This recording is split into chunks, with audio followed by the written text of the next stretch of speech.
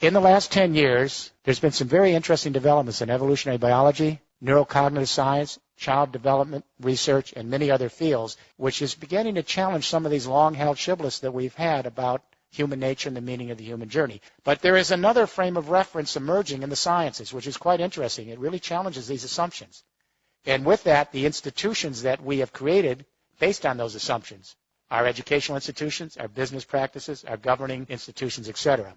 Let me take you back to the early 1990s, sleepy little laboratory in Parma, Italy, and scientists had a MRI brain scanning machine on a macaque monkey as the macaque monkey was trying to open up a nut. They wanted to see how the neurons would light up. So the monkey's trying to open up the nut, the neurons light up, and just by serendipity, and this is how science sometimes happens, a human being walked into the laboratory, I don't know if it was by mistake, and he was hungry, he saw the nuts and opened up one of the nuts and tried to crack it open. The macaque monkey was totally shocked because who was this invader in his laboratory? And he didn't move. He just gazed at this human trying to open up the nut, just like he had done a few seconds earlier.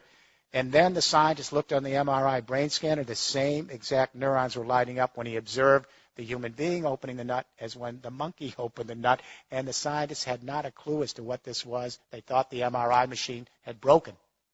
They then began to put MRI brain scanning machines on other primates, especially chimpanzees with our big neocortex. Then they went to humans, and what they found over and over again is something called mirror neurons. And that is that we are apparently soft-wired, some of the primates, all humans. We suspect elephants.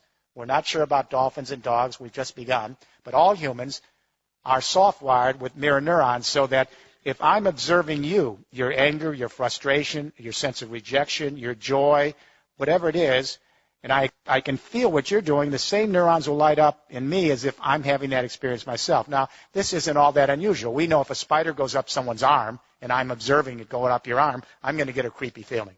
We take this for granted, but we are actually soft-wired to actually experience another's plight as if we are experiencing ourselves. But mirror neurons are just the beginning of a whole range of research going on in neuropsychology and brain research and in child development that suggests that we are actually soft-wired, not for aggression and violence and self-interest and utilitarianism, that we are actually soft-wired for sociability, attachment, as John Bowlby might have said, affection, companionship, and that the first drive is the drive to actually belong.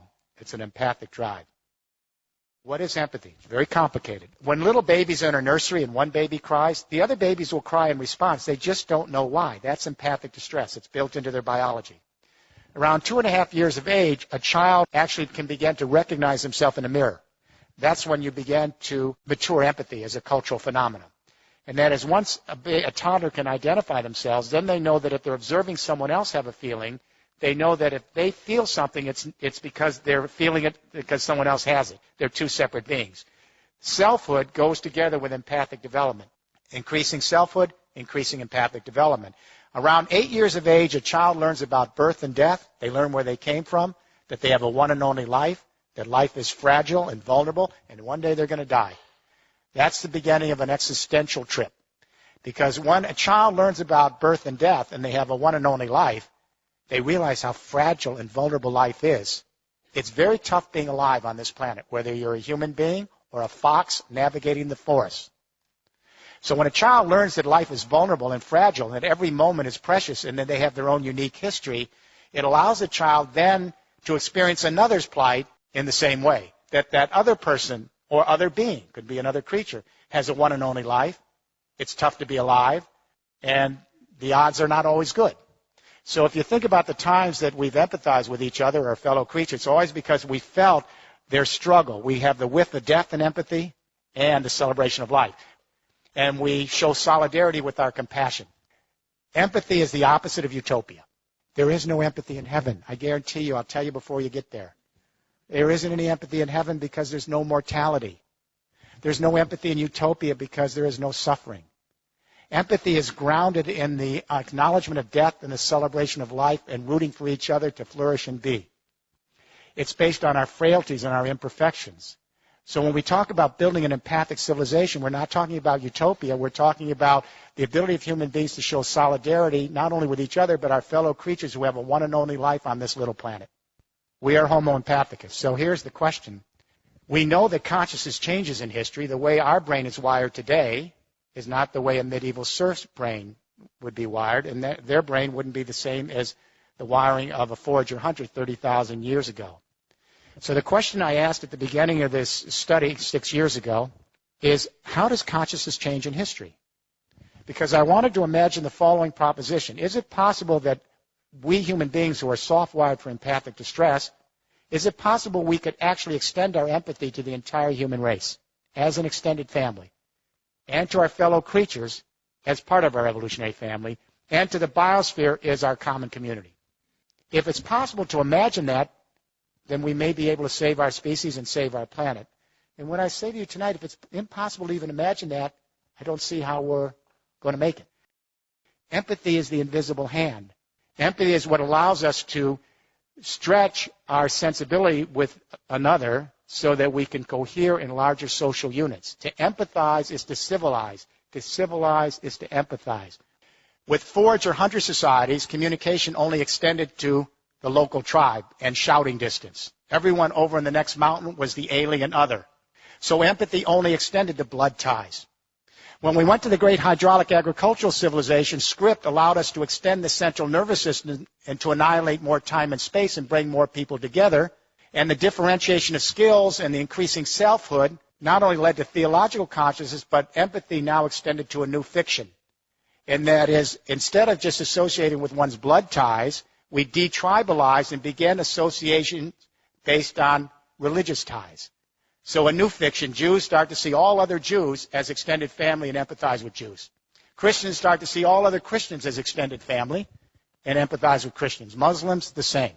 When we get to the 19th century, the Industrial Revolution, and we extend markets now to larger areas and create a fiction called the nation state. And all of a sudden, the Brits start to see others in Britain as extended family. The Germans start to see Germans as extended family. The Americans as Americans. There was no such thing as Germany.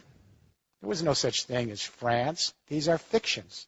But they allow us to extend our family so that we can have loyalties and identities based on the new complex energy communication revolutions we have that annihilate time and space.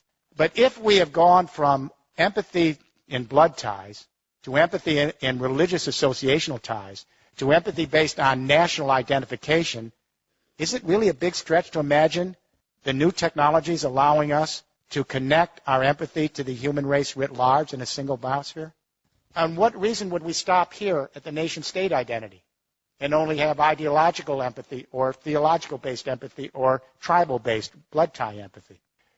We have the technology that allows us to extend the central nervous system and to think viscerally as a family, not just intellectually. When that earthquake hit Haiti, and then Chile, but especially Haiti, within an hour the Twitters came out, and within 2 hours some cell phone videos, YouTube, and within 3 hours the entire human race was in an empathic embrace coming to the aid of Haiti. If we were, as the Enlightenment philosophers suggested, in materialistic, self-interested, utilitarian, pleasure-seeking, it couldn't account for the response to Haiti. Apparently, 175,000 years ago in the Rift Valley of Africa, there were about 10,000 anatomically modern human beings walking the grasslands, our ancestors. The geneticists located one database woman. It's a database line. Apparently, her genes passed to everyone in this room tonight. The other ladies didn't make it. Gets even more strange. They located a single male. This is a database line for genetics. They call him the Y chromosome Adam. Apparently a fairly potent guy. His genes passed to everyone in this room. So here's the news. 6.8 billion people at various stages of consciousness, theological, ideological, psychological, dramaturgical. We're all fighting with each other with different ideas about the world, and guess what?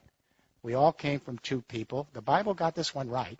We could have come from many, but the point is we have to begin thinking as an extended family. We have to broaden our sense of identity. We don't lose the old identities of nationhood and our religious identities and even our blood ties. But we extend our identity so we can think of the human race as our fellow sojourners and our other creatures here as part of our evolutionary family and the biosphere as our community. We have to rethink the human narrative. If we are truly homo empathicus, then we need to bring out that core nature. Because if it doesn't come out and it's repressed by our parenting, our educational system, our business practice and government, the secondary drives come. The narcissism, the materialism, the violence, the aggression. If we can have a global debate, let it start here from the British Royal Society for the Arts, which apparently you're doing, to begin rethinking human nature, to bring out our empathic sociability so that we can rethink the institutions of society and prepare the groundwork for an empathic civilization.